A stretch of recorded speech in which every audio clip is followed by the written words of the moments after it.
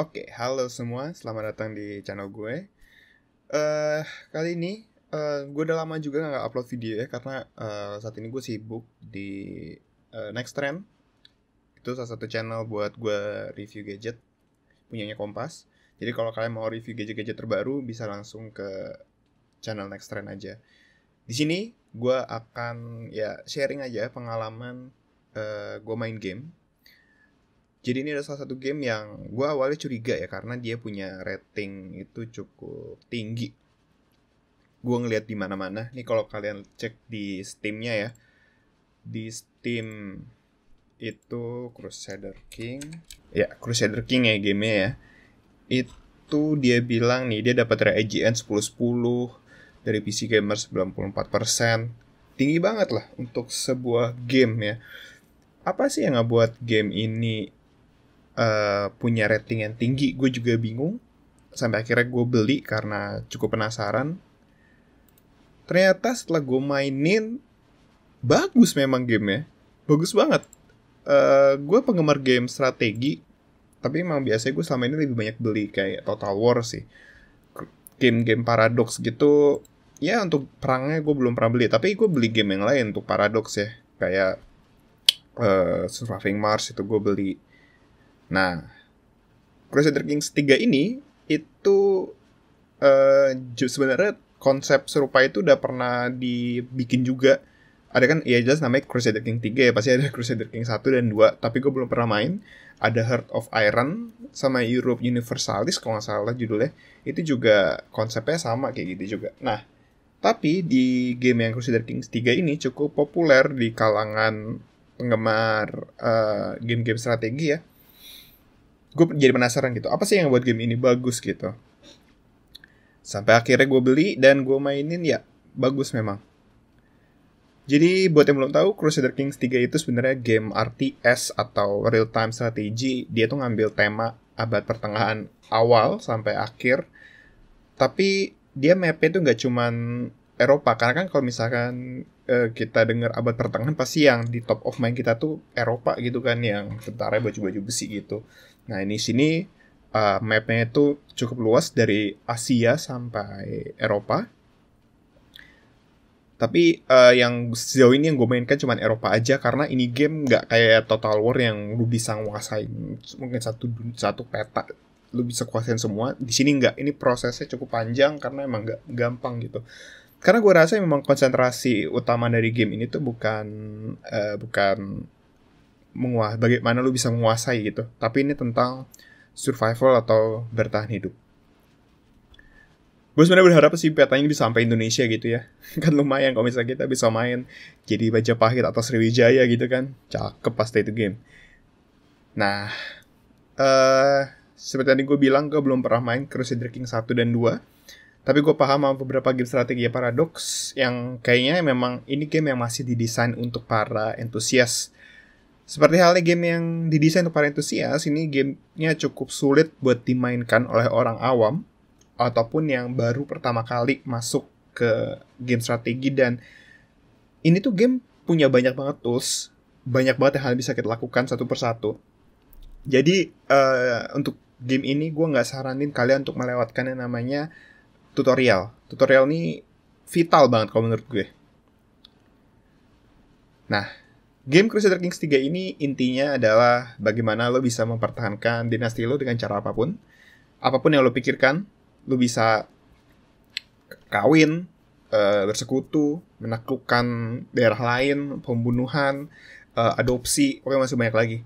Jadi tuh game ini memberikan kesan ke lo kayak lo lagi nonton film gitu. Banyak banget drama-drama yang bisa terjadi pada kalian. Kayak ada pejabat istana yang tiba-tiba goda kalian, ngajak selingkuh. Terus mungkin ada anak buah lo yang hamil di luar nikah.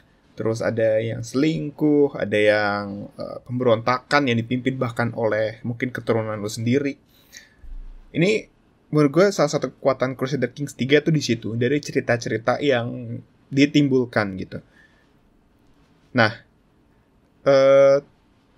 dan ini kayak, dan game ini juga penting banget kalian punya decision yang tepat atau ngambil keputusan-keputusan gitu. karakter yang kita mainin itu kan pasti punya kepribadian ya, yang memang tipikal game strategi real time itu kayak gitu.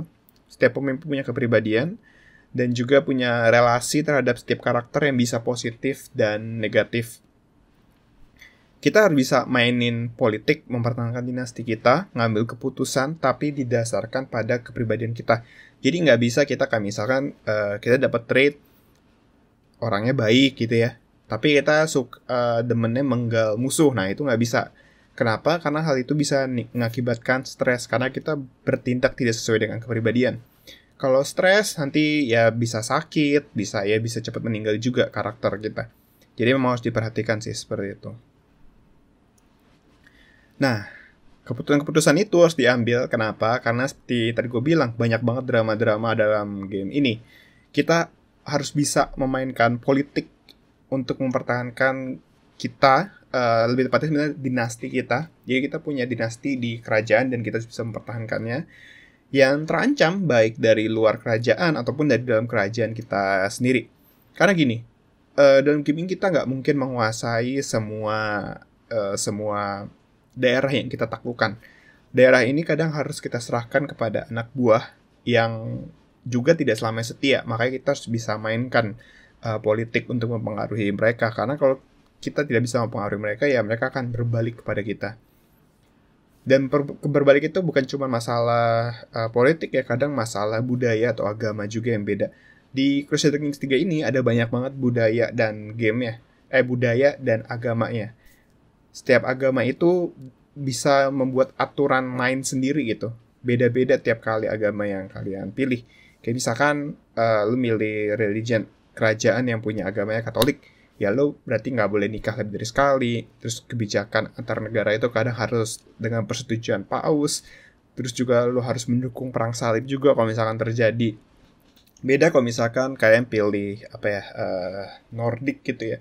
Kalau Nordik itu ya kalian bisa punya selir sampai 3. Terus jadi kalau lu punya istri banyak kan keturunan lu aman ya. Nah kalau yang Katolik ini lu cuma punya istri 1. Kalau punya anak ya paling sial sih kalau misalkan lu punya anak misalkan sampai 3 gitu tapi perempuan semua. Sedangkan kerajaan lu tidak memperkenankan keturunan penerus dinasti lu tuh perempuan gitu. Nah itu ribet dah. Itu bagaimana pinter-pinter lo aja dalam nanganin kasus-kasus seperti itu. Di sini tuh masih banyak banget sih agama-agama yang bisa lo cobain, banyak banget. Ada Hindu, Koptik, banyak banget pokoknya. Pokoknya semua agama yang ada di abad pertengahan tuh ada di situ. Nah, dari game ini juga gue tahu teknis kerajaan di zaman dulu ya. Jadi itu dulu, kalau sekarang kita ada kenal negara, ada provinsi, ada kota. Nah, di situ juga ada yang namanya Empire, Kingdom, terus ada Duchy, sama County. Nah, kalau Empire itu tuh yang paling besarnya, County itu yang paling kecil. Biasanya kita kalau baru mulai main, itu kita mulai dari level County. Tapi ada juga sih yang kadang Duchy. Nah, kita tuh bisa naik perlahan-lahan ya, jadi Duchy, jadi Kingdom, jadi Empire. Itu ada yang memang caranya natural, jadi ya nunggu aja giliran, karena kan biasanya kalau kerajaan tuh ada anaknya siapa, atau di sepupunya siapa, lu bisa naik lama-lama jadi pemimpinnya. Tapi bisa juga lu melakukan teknik-teknik politik gitu ya, untuk bisa jadi raja gitu. Lu awalnya nguasain Duchy, terus nguasain Kingdom, sampai akhirnya lu punya empire sendiri. Jadi lu sebut emperor kalau yang laki. Tapi ketika lu jadi raja atau jadi emperor gitu ya, anak-anak lu atau anak buah lu tuh bisa melakukan hal yang sama terhadap lu gitu. Lu bisa dilengsarin sewaktu-waktu.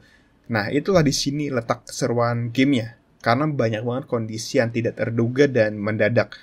Game ini bisa nutupin semua kebenaran, jadi lu nggak tahu atau clueless gitu terhadap situasi di kerajaan, yang akhirnya memaksa lu bisa aja salah dalam mengambil keputusan. Karakter yang lu mainin itu punya stress level. Masalahnya di situ, setiap lu salah ngambil keputusan, lu bisa akhirnya stres. Kalau stresnya terlalu tinggi, lu bisa meninggal. Bukan hanya keputusan, stres itu juga bisa terjadi kalau lu sendiri anak lu gitu. Kadang lu harus milih, lu mau anak lu punya perilaku yang benar, apa lu yang stres. Nah itu tuh harus milih. Jadi nggak bisa seenaknya juga gitu, karena segala keputusan diambil harus kalau bisa ya berdasarkan kepribadian lu biar lu nggak stres gitu. Tapi ya gue pikir kalau misalkan lu bisa bikin dinasti yang kuat gitu ya, karena anak buah lu pada loyal semua sama lu, anak-anak lu juga setia, lu kayak nggak perlu khawatir sih. Karena kalau misalkan karakter lu meninggal gitu ya, mungkin karena terlalu stres atau bagaimana, akan ada yang nerusin gitu, dan yang nerusin banyak gitu, jadi dinasti lu nggak akan berakhir. Kalau bicara soal perangnya, ini game RTS yang menurut gue ini bukan sajian utama di Crusader Kingdom ya, karena perang jadi lu di sini number is everything. Lu bikin tentara berdasarkan populasi lu bisa bikin berapa ratus atau berapa ribu, ya lu berangkat ke ke wilayah lain. Tapi juga sama kayak tadi, agama dan budaya juga ngaruh, karena dia lu nggak bisa main asal nyerang aja sih. Lu kalau mau declare war itu harus kayak mungkin harus punya claim atau punya punya ya lu punya hak lah di tanah itu baru lu bisa serang. Tapi kalau lu gak punya ya lu nggak bisa main serang gitu aja, karena lu akan kehilangan ada poin gitulah yang akan berkurang gitu kalau lu sembarangan. Jadi ini game ya memang bener-bener kayak King Simulator lah, lu jadi simulasi menjadi seorang raja di abad pertengahan.